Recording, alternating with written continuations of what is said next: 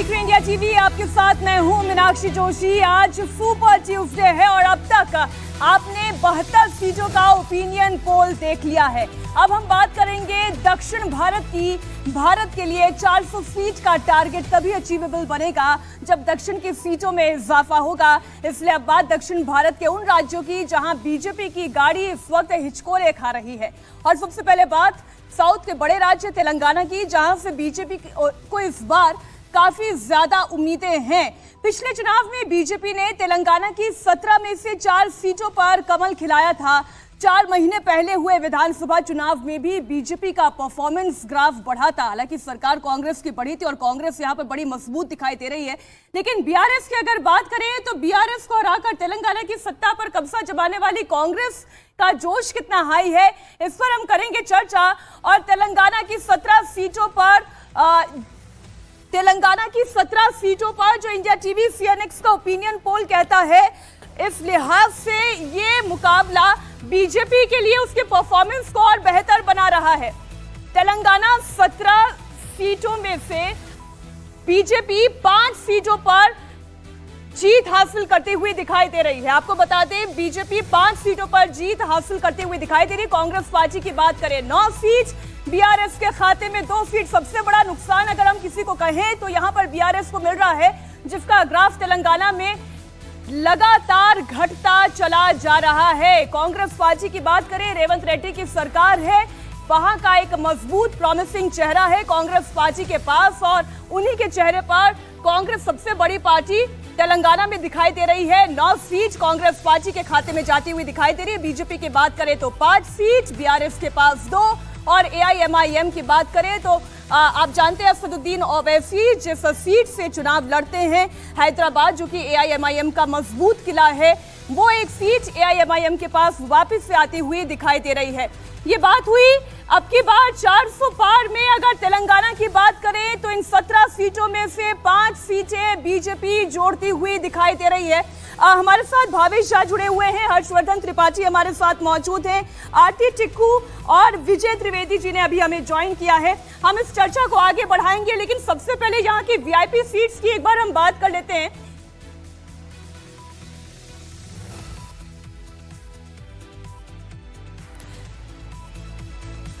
सबसे पहले हम हैदराबाद सीट की बात कर लेते हैं। एआईएमआईएम का सबसे मजबूत किला, जहां से असदुद्दीन ओवैसी सांसद हैं। तो सबसे पहले बात असदुद्दीन ओवैसी की ही हो जाए। 10 लोकसभा चुनावों में सीट पर असदुद्दीन ओवैसी के परिवार का कब्जा रहा है, वही जीतते आए हैं। 6 बार सुल्तान सलाउद्दीन ओवैसी यहां से सांसद रहे हैं, 4 बार उनके बेटे असदुद्दीन ओवैसी यहां से सांसद रहे हैं। 2019 की बात करें तो ओवैसी ने बीजेपी को लगभग 3 लाख वोटों से हराया था। इसमें कोई दो राय नहीं, ये एक ऐसी सीट है जहां से बीजेपी को कोई बहुत ज्यादा उम्मीदें नहीं है। माधवी लता यहां से बीजेपी की उम्मीदवार मैदान में है, लेकिन यहां से असदुद्दीन ओवैसी की जीत तय मानकर चलिए। हम सबसे पहले हैदराबाद की बात कर रहे हैं। हर्षवर्धन जी, इसमें तो कोई दो राय है नहीं, असदुद्दीन ओवैसी अपने पार्टी का चेहरा है। मुस्लिम रिप्रेजेंटेशन की जहां पर बात आती है तो उस रिप्रेजेंटेशन का भी एक चेहरा कहे जाते हैं। बड़ी सेफ सीट असदुद्दीन ओवैसी के लिए।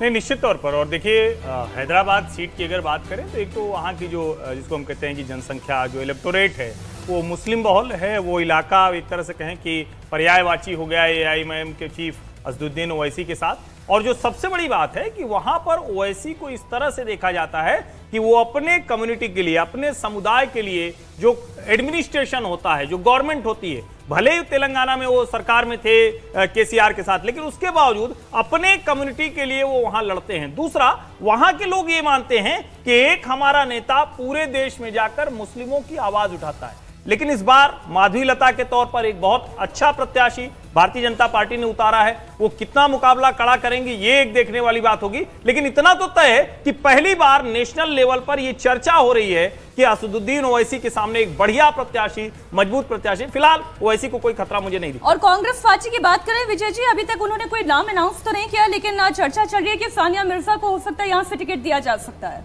हो सकता है, लेकिन ये सीट मोटे तौर पर हैदराबाद जो सीट है वो MIM की AIMIM की सीट है। उनके फादर भी लंबे समय तक सुल्तान सलाउद्दीन ओवैसी साहब जो थे, उनकी आवाज़ संसद में गूंजा करती थी। तो वो एक ऐसी सीट है जहाँ पर, जैसे अभी हर्षवर्धन जी जिक्र किया एडमिनिस्ट्रेशन में, बताऊँ जो MIM है उनके वहाँ पर बहुत सारे सोशल सेक्टर में बड़ा काम उनका चल रहा है। कॉलेजेज है, हेल्थ इंस्टीट्यूट्स है, मेडिकल कॉलेज है, हॉस्पिटल है, और महिलाओं के लिए, खासतौर से माइनॉरिटी महिलाओं के लिए, लड़कियों के लिए बड़ा काम कर रहे हैं। तो उनका एक राजनीति के अलावा भी सामाजिक रूप से बड़ा दबाव भी है, ताकत भी है और दखल भी है। तो इसलिए वहाँ पर कोई बड़ा नुकसान कोई उठा सकता है, उनको दे सकता है, मुझे ऐसा नहीं लगता। सानिया मिर्जा वहाँ पर आएंगी तो मदद हो सकती है भारतीय जनता पार्टी के लिए। अगर यदि वो माइनॉरिटी वोट काटेंगे या उस तरह से वोट करेंगी, सानिया मिर्जा बड़े मजबूत कैंडिडेट के तौर पर आती हैं। हालांकि अभी आपको याद हो कि रेवंत रेड्डी साहब के साथ ओवैसी साहब की एक मुलाकात रही है, जो सार्वजनिक तौर पर भी बड़ी चर्चा में रही थी।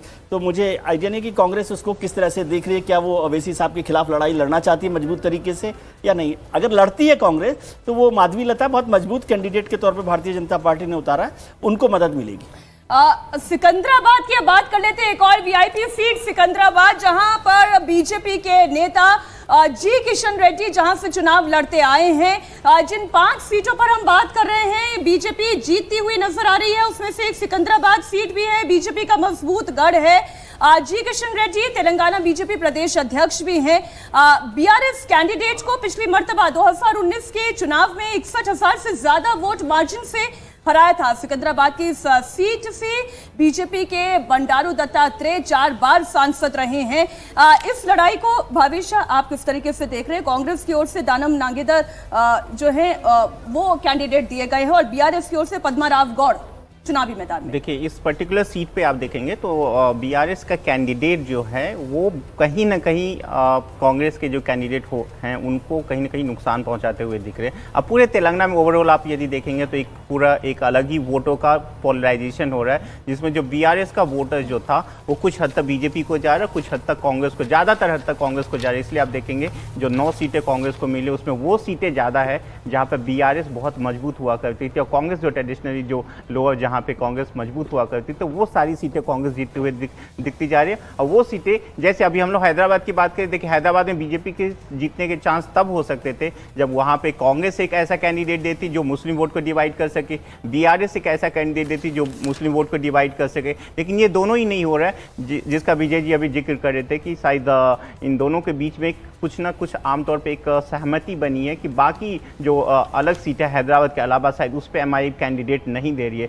उनका पहले BRS के साथ जरूर इलेक्टोरल गठबंधन होता था, जिसकी वजह से हैदराबाद के नहीं, लेकिन अगर भविष्य हम अगर ओवरऑल पिक्चर की बात करें तो तेलंगाना एक ऐसा राज्य जहां पर अगर कहें अंधेरे में जो सबसे ज्यादा उम्मीद की किरण कोई राज्य लेकर आए कांग्रेस पार्टी के लिए तो वो तेलंगाना रहा है।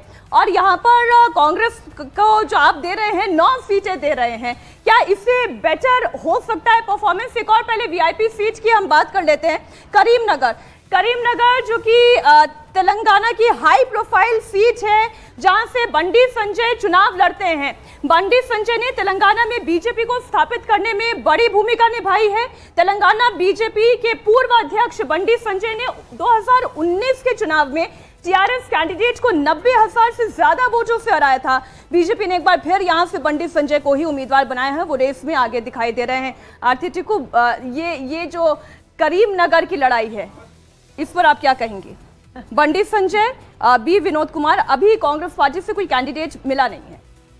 देखिए, तेलंगाना जैसे आपने कहा कि कांग्रेस इस टाइम सरकार में है और एक एज मुझे लगता है आपके पोल्स भी दिखाई रहे हैं कि कांग्रेस को एज है, चूंकि पार्टी पावर में है। और दूसरा जो पोलराइजेशन की बात कर रहे थे, वो पोलराइजेशन जो मुख्तार अंसारी की वजह से हो रहा है, मुस्लिम वोट कंसोलिडेट हो रहा है। इनफैक्ट मैं दूसरी सीट की भी बात करना चाहती थी।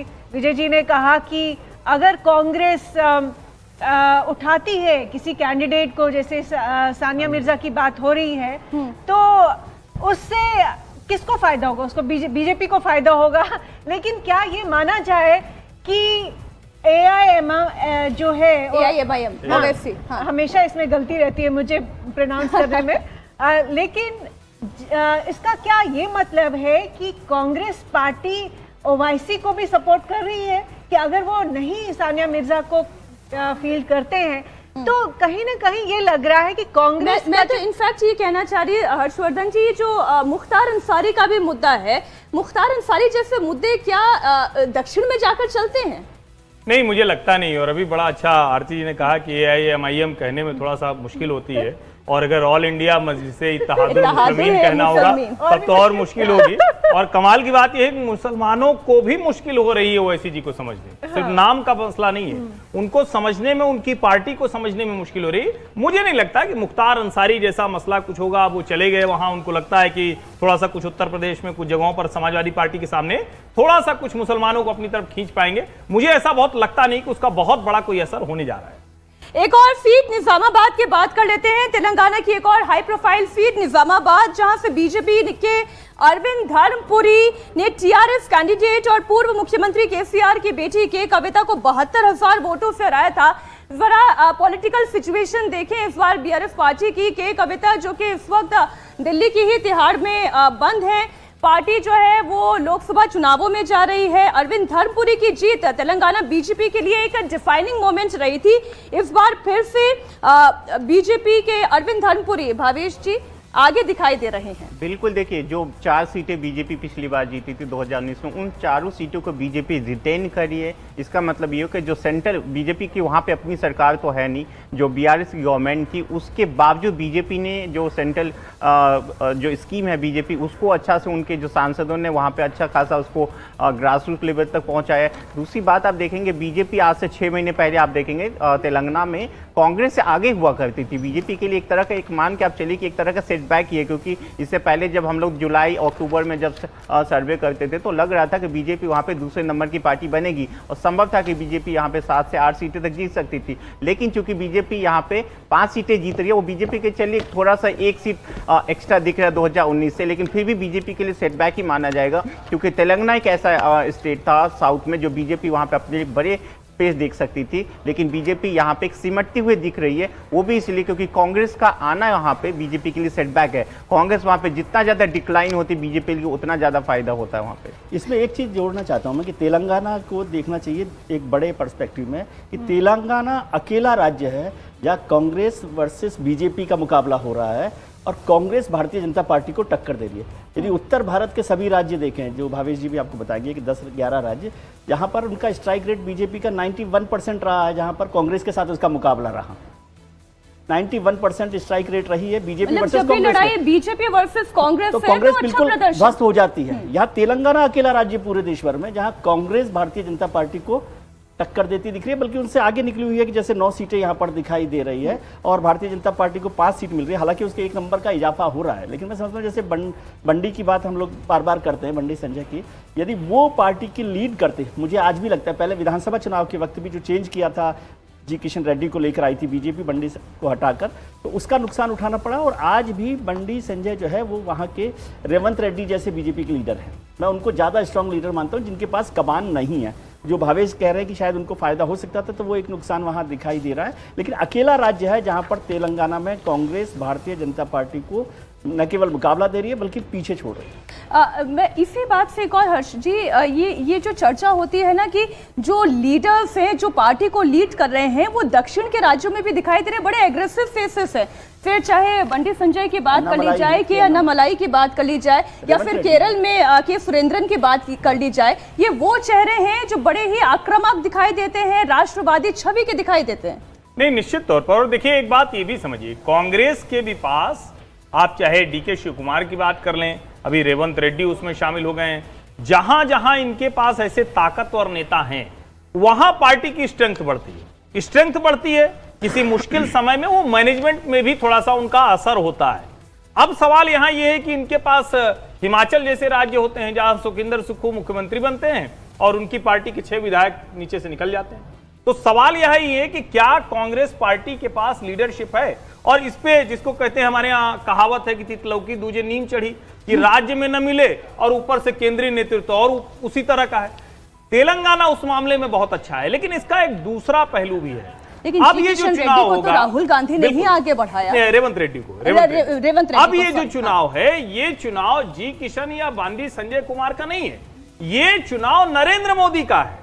और नरेंद्र मोदी के सामने क्या रेवंत रेड्डी, केसीआर, इन सब की कोई स्थिति बनेगी?